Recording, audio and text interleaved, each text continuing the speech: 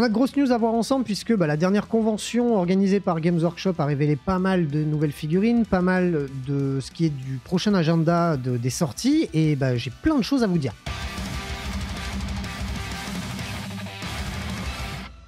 Bon, on va pas revenir en détail sur tout ce qui a été teasé dans tous les jeux à cette convention-là, puisque de toute façon, ça a été énormément couvert sur les réseaux. Mais par contre, j'avais envie de revenir sur quelques points essentiels avec vous, notamment des rumeurs autour d'un nouveau codex Space Marines, donc V2. On va en parler un petit peu plus tard. Notamment aussi autour de ce qui a été prévu pour les factions chaotiques qui vont sortir dans les prochains mois, c'est-à-dire donc les World Eaters, la Death Guard et les Thousand Sons. Mais aussi ce qui a été prévu par rapport donc, à l'agenda de Games Workshop et notamment aux prochaines sorties. Pour le schedule, bon, ça n'a pas énormément changé, hein, on a juste des figurines sur des mots que l'on avait déjà eu de Games Workshop, donc sans trop de surprises. Thousand Sons, World Eaters, Death Guard, ça arrive. Le Space Wolves, que je pensais plutôt voir débarquer en fin de version, arrive aussi. Bon, c'est à l'occasion de la nouvelle campagne Armageddon, où du coup les Space Wolves sont mêlés à toutes ces armées du chaos, et c'est un petit peu pour ça qu'il y a tout qui est mis en avant. Notamment aussi les Grey Knights, qui sont particulièrement mis en avant, puisqu'on a eu le droit à une nouvelle normalement, grappe d'amélioration pour les portes bébés, là, pour les Dread Knight Nemesis. Bref, on a toute une campagne qui s'articule autour de ces factions-là et c'est pour ça qu'elles ont été teasées, pour ça que c'est les prochaines à sortir. Donc, c'est acté. Ce qui arrivera après, ça va être donc du Chaos Knight, de l'Imperial Knight, du Black Templar et du Grey Knight, comme je viens de le dire. Et pour terminer, on aura apparemment du Salamanders, mais aussi de l'Imperial Fist, mais aussi, ce que vous voyez à l'image à l'écran, ce qui semblerait être, selon moi, l'image de droite en haut, une armure Votann. Donc très certainement un codex Votann dans la foulée. À voir. En termes de sortie annoncée aussi, on va avoir la suite du Chapter Approved, le prochain pack de missions qui va donc remplacer Paria Nexus. Évidemment, vous n'êtes absolument pas obligé de remplacer Paria Nexus par ce deck de cartes, mais si en tout cas vous voulez un petit peu changer, rajouter un peu de la nouveauté au jeu, eh bien on aura ce nouveau deck de cartes avec des missions vraiment typées par rapport au format de jeu auquel vous jouez, donc soit 1000, 2000, 3000 points. Donc ça c'est plutôt cool, des nouvelles façons de se déployer, des nouvelles missions secondaires et surtout des nouveaux objectifs spéciaux, c'est-à-dire qu'on va béner les objectifs secrets et on va les remplacer par d'autres objectifs secondaires qui vont avoir un autre impact dans le jeu. Moi je suis toujours très friand de ce genre de modifications parce que c'est quelque chose dont on a le choix de les tester ou de les utiliser ou pas. Et du coup, ça peut enrichir le jeu, ça peut le renouveler un petit peu si on commençait à tourner un petit peu en rond sur les missions, ce qui est un peu mon cas. Hein. Je trouve que les cartes sont quand même très peu variées et je trouve qu'on fait assez vite le tour. Donc je trouve ça très très bien que Games Workshop propose quelque chose pour remplacer et pour faire évoluer le jeu. Comme je vous disais, pour les Grey Knight, on a une grappe d'amélioration qui est prévue pour le porte-bébé. D'ailleurs, au début, quand j'ai vu la photo, j'ai rigolé parce que je me suis dit, mais là, ils ont vraiment pris aucun risque sur les nouvelles figurines. C'est exactement la même. Ils ont juste changé l'armement et 3 petits ornements, quoi. En fait, non, ils ont absolument rien changé. C'est juste qu'on va avoir une nouvelle grappe d'amélioration qui va permettre de faire évoluer l'équipement de nos Dread Knight Nemesis. Donc, on n'est pas sur la méga refonte des Grey Knight. Je m'en doutais un petit peu. Je m'attends plus à ce qu'il soit refait pour la prochaine version du jeu. Mais en tout cas, voilà. Si on a envie de faire évoluer un peu nos porte-bébés, on pourra le faire. Bon, malheureusement, si on les a déjà collés, déjà peints, on risque de...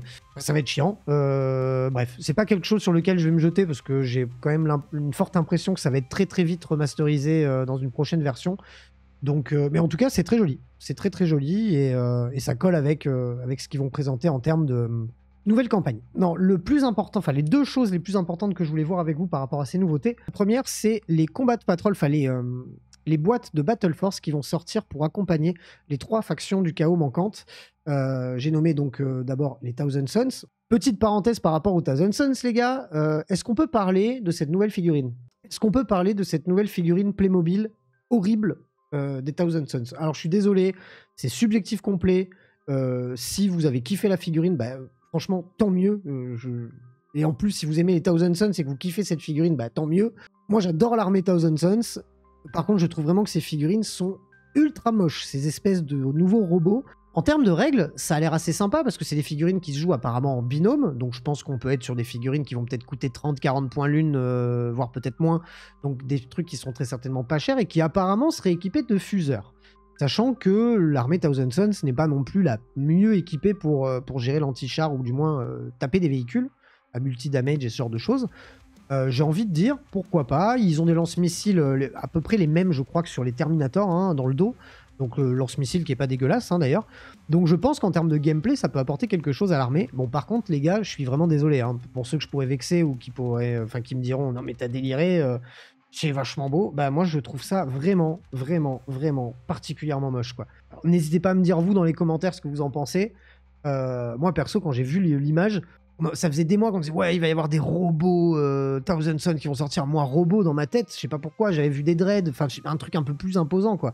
Là, on est sur deux espèces de Playmobil raides comme des piquets là, qui ont pas un design fou et en plus, enfin ouais, avec des poses les moins dynamiques de la Terre, quoi. Même les acolytes Space Marines ont plus de gueule que ça, quoi. Donc bon, un petit peu mitigé là-dessus. Hein. Bon, par contre, ces factions-là vont être accompagnées d'une boîte d'armée. Et ces boîtes d'armée me plaisent bien. Alors je pense qu'un mec qui a déjà une armée de Thousand Sons, déjà une armée Death Guard, déjà une armée World Eaters, il sera peut-être pas convaincu ou du moins comblé par ce que propose le contenu de ces boîtes. Maintenant, pour le Thousand Sons, on est quand même à 715 points.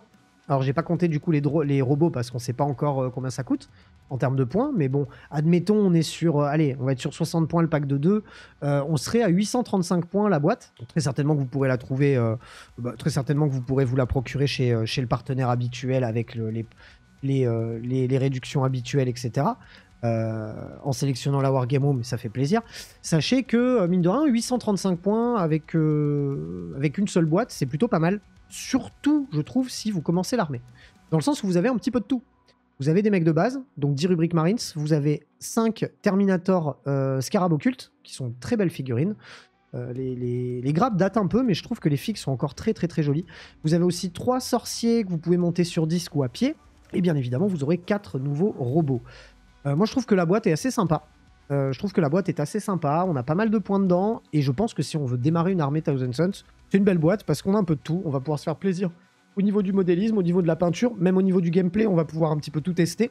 Il n'y a pas énormément de datasheet dans la faction des Thousand Sons, donc on va pouvoir déjà tester pas mal de choses avec une seule boîte. Je trouve ça assez sympa. Celles que j'aime, alors je les ai mises pas dans mes ordres de préférence. Enfin, si, en fait, si, je les ai mises dans mes ordres de préférence. Même si c'est peut-être pas nécessairement ce qui sera le plus pertinent, mais je vais vous expliquer pourquoi. En second, on a la belle boîte Death Guard qui comprend la nouvelle figurine, dont on ne sait pas encore ce qu'elle fera. Hein. On a dedans un drone fétide, on a une Mephitic, la petite coccinelle, on a un Plague Burst Crawler, on a 5 Terminator rouillards et 7 Marines de la peste. Donc là encore, une belle boîte avec plein de choses différentes. On est sur 635 points. Sans le personnage parce qu'on ne sait pas encore combien il coûte. Moi j'ai compté 100 points, donc on va dire 735 points dans la boîte. Ce qui nous permet, mine de rien, de jouer 3 véhicules. La ligne de base qui est très très très pertinente. Le petit regret que j'aurais, c'est sur les rouillards, qui sont peut-être pas les figurines les plus jouées. On aurait peut-être préféré des Dash Shroud. Maintenant, je pense que dans l'optique d'une nouvelle armée, quand on se lance dans la faction, bah, je pense que cette boîte sera très pertinente aussi.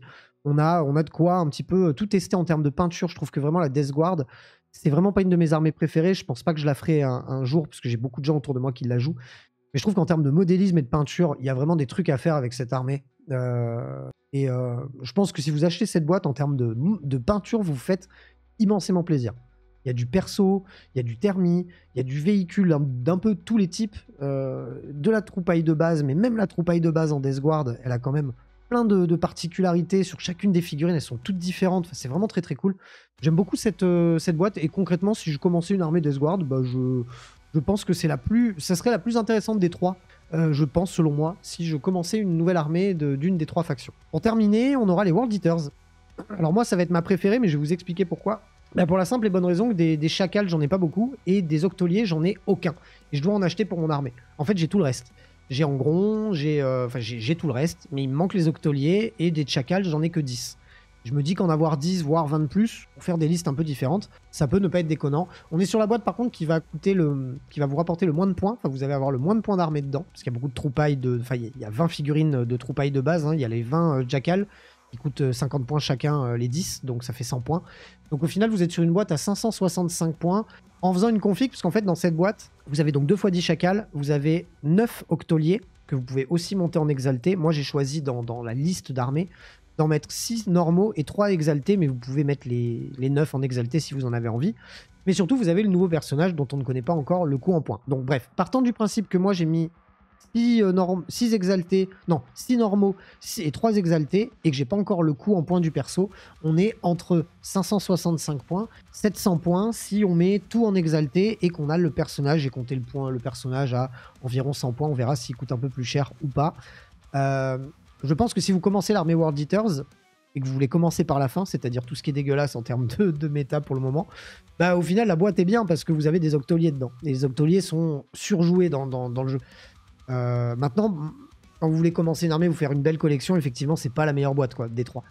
Mais moi, pour le coup, c'est celle qui va m'intéresser D3, déjà parce que c'est la seule des factions que je fais dans mes armées, et parce que c'est ce qui me manque dans mon armée.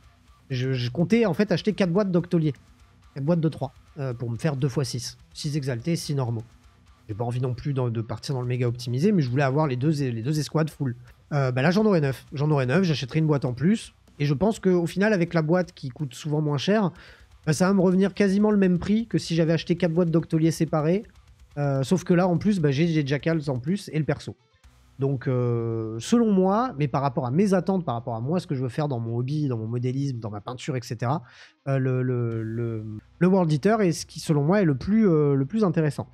Pour terminer avec les news, justement avec les deux choses les plus importantes dont je voulais parler avec vous, on a tout d'abord les Space Wolves donc, qui arrivent avec une nouvelle boîte, une boîte là spéciale édition limitée avec le codex série limitée, etc., etc., avec que de la nouvelle figurine, les griffes sanglantes, les garde-loups, enfin les mecs de base, des espèces de Blade Guard, semi-Blade Guard, semi-maître chien qui sont très très beaux d'ailleurs, qu'on a le choix d'équiper en épée bouclier, enfin en hache bouclier ou en double hache, avec des chiens qui peuvent en plus devenir des unités complètement indépendantes l'une de l'autre. Ça, je trouve ça trop trop cool.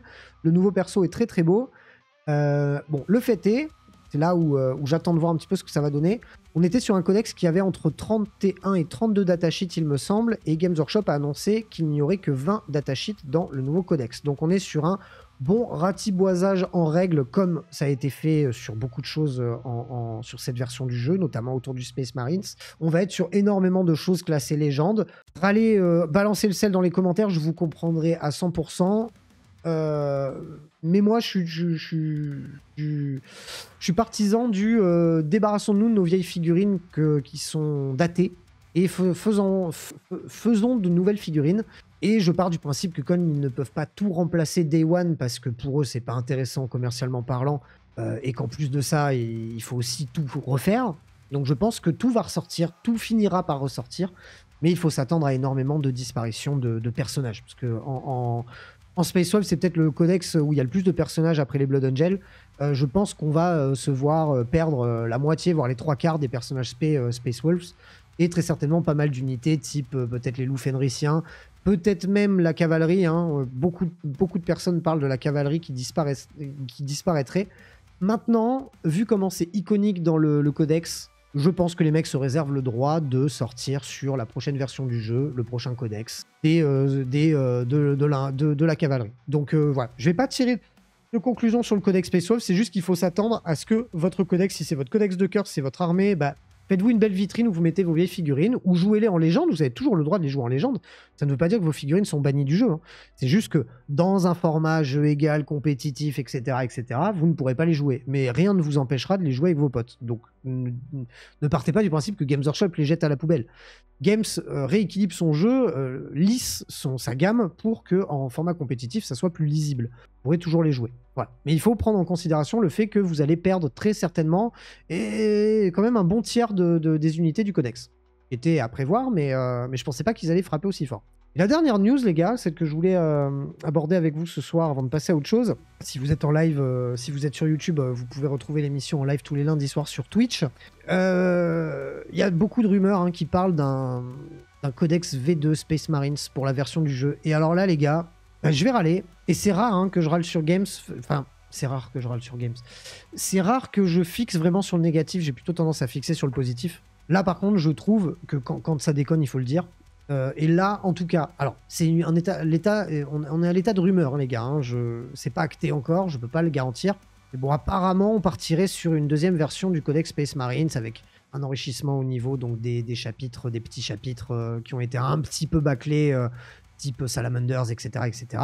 Maintenant, je trouve que quand on a l'appli, qu'on peut mettre le code dedans et qu'on peut avoir toutes les mises à jour, je comprends pas pourquoi c'est pas une simple mise à jour. J'ai l'impression en fait de jouer à je sais pas quel jeu sur la Play et en fait de devoir racheter le jeu au bout de genre 2-3 ans qu'il existe.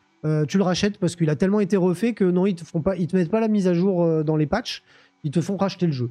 Je suis pas trop d'accord avec ça et je pense que je vais encore réfléchir.